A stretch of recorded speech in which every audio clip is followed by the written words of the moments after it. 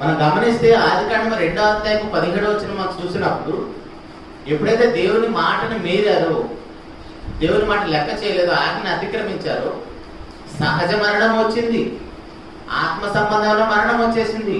దానితో పాటు జీవిత కాలము దేవుడితో సంబంధం లేనిది ఏంటిది? నరకం. ఆ రెండో మరణం కూడా అప్పుడే వచ్చేసింది. ఆ ఒక్క ఆజ్ఞ మీరటం వల్ల 3 మరణాలు వచ్చేసాయి. గమనించారా?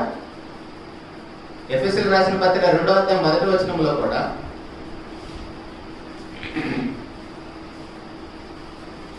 మీరు పాపముల చేతను అపరాధముల చేతను చచ్చిన వారై ఉండగా,